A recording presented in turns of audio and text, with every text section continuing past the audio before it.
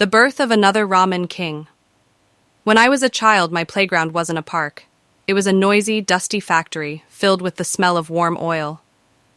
I missed school often. I had few friends. I was lonely. But every time I delivered the oil I helped make and heard the words, "I've never had oil this good," my heart felt full again. That simple compliment kept me going. If you believe in small moments that change lives, stay with me. This story might just change yours too. After my father passed away, the factory was almost abandoned. Clients were gone, employees' salaries were overdue. I made a vow: never delay payment, always pay in cash. Trust, once lost, never returns. Slowly, my team started believing in me. We repaired old machines with second-hand parts, connected directly to rice mills and farmers. Fresh ingredients flowed in. The heartbeat of the factory returned. Money was still tight. But I found hope through a government loan program supporting healthy foods made from local rice. I prepared documents through sleepless nights. I stood in front of the panel. I told them, "This oil can change people's dining tables and save our region." Days later, the call came. Approved, 3 billion KRW, 1.2% interest. I whispered to myself, I can do this. As capital stabilized, production improved. At a tasting session, a buyer simply nodded and said, "This oil is truly good." One simple sentence fueled an entire dream. The market was shifting. Young consumers craved the humble taste of rice oil, colorful rice cakes, crispy snacks, sweet puffs. Tradition was becoming trendy again.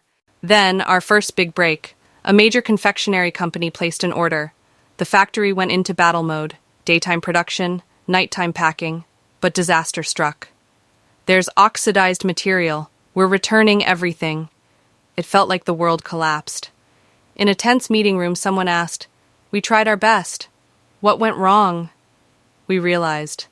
Mass production had invisible enemies: humidity, temperature, waiting time. We installed new systems, adjusted processes, inspected every batch. We fought back with precision. The next shipment went out. The buyer tasted it and smiled. "It's even better than before."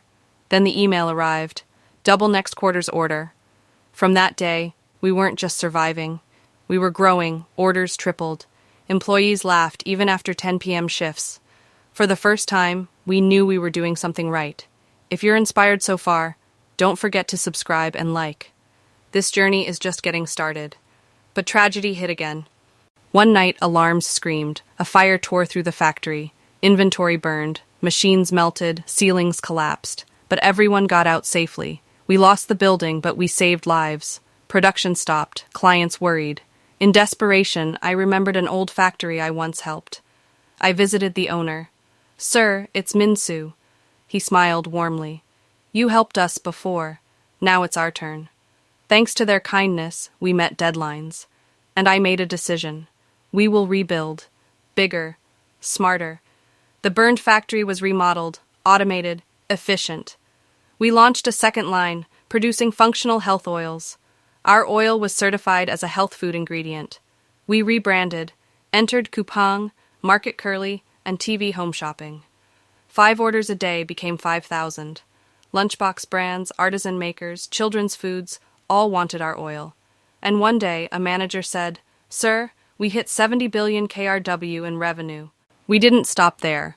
A top ramen company contacted us. They needed a better frying oil, lighter, healthier, more flavorful. We experimented: palm oil, soybean oil, rice oil, perilla oil, chili seed oil, precisely blended, dozens of trials, temperature-controlled refining, flavor-preserving filtration. Finally, the verdict. Sample 14, clean, consistent, delicious. Consumers love it. That night, eating ramen fried in our oil, we realized something bigger was happening. Our oil wasn't just a product. It was reshaping an industry. Today, 2 out of every 5 ramen brands use our oil. Thanks to ramen's global success, our oil traveled to Hong Kong, Japan, and the United States. Our oil rides on ramen to the world. Social media buzzed. Revenue soared past 500 billion Korean won. We became the #1 brand in our field. I remembered my father's words. "Minsu, always be honest with what you make."